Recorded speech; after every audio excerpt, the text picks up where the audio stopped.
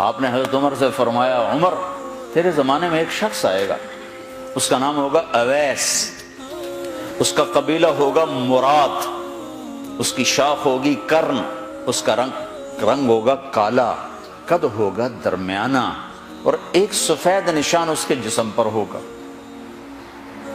جب وہ آئے تو تم اس سے دعا کرانا، علی تو بھی کرانا، عمر تو بھی کرانا، اور میں قسم کھا کے کہتا ہوں کہ اویس جیسوں سے دنیا بھر جائے تو عمر و علی کے ایک بدن کے بال کے برابر نہیں، لیکن اس کے ذریعے سے ایک پیغام آگے پہنچانا تھا۔ تو حضرت عمر اور حضرت علی حیران ہو کر دیکھنے لگے کہ ہمیں کہا جا رہا ہے کہ اویس سے دعا کروائیں، وہ ہم صحابی وہ تابعی۔ تو آپ نے فرمایا اس نے ماں کی ایسی خدمت کی ہے، جب وہ ہاتھ اٹھاتا ہے تو اللہ ہاتھ واپس خالی موڑتا ہی نہیں۔ یہ پیغام پہنچانا تھا کہ ماں باپ کے آگے جھکو۔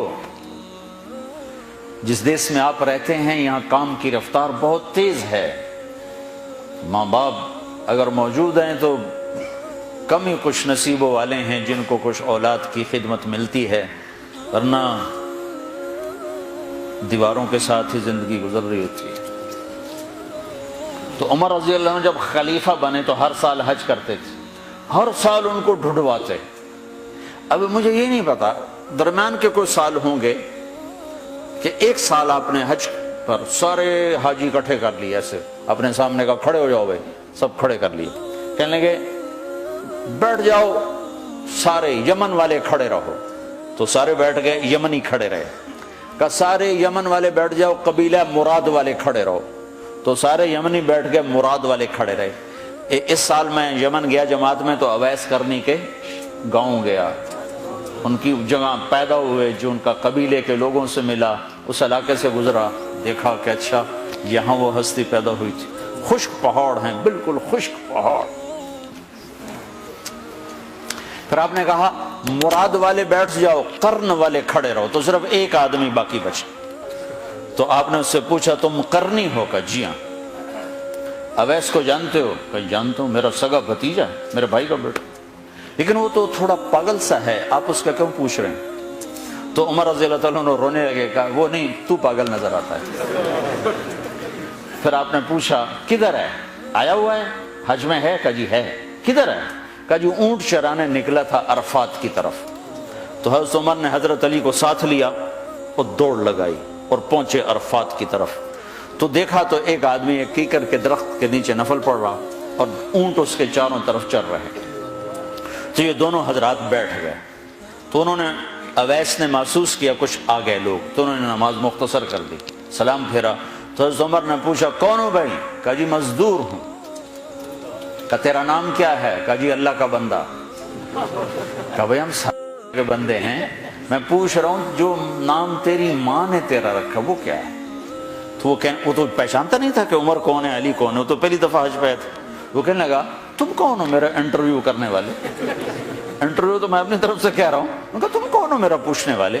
تو حضرت علی بولے یہ امیر المومنین ہیں عمر بن خطاب، اور میں ہوں علی بن ابی طالب۔ پھر وہ ایسے ایک دم گھبرائے، دونوں کو سلام کیا، میں معذرت چاہتا ہوں میں نے پہچانا نہیں۔ تو عمر رضی اللہ عنہ نے فرمایا ہاتھ اٹھا، ہاتھ اٹھا۔ برمنگم والوں کو پیغام پہنچے کہ ماں کی خدمت کیسے کی جاتی، کہ عمر جیسا ہاتھ اٹھوا رہا ہے، علی جیسا، علی جیسا۔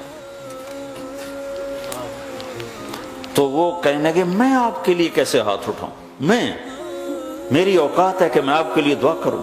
کہاں، ہمیں ہمارے نبی کا حکم تھا کہ اویس آئے تو اس سے دعا کروانی ہے، کہ جب وہ ہاتھ اٹھاتا ہے تو وہ ہاتھ خالی نہیں آتے۔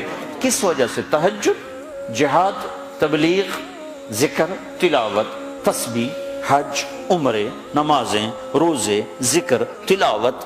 کس وجہ سے؟ نہیں، ان میں سے ایک وجہ بھی نہیں، ماں کی خدمت کی وجہ سے۔ پھر ایک اور جگہ آپ نے فرمایا کہ لوگ جب جنت میں چلیں گے تو اویس بھی چلے گا، جب جنت کے دروازے پر پہنچے گے تو اللہ تعالیٰ فرمائیں گے اویس کو روک لو، باقی کو جانے دو۔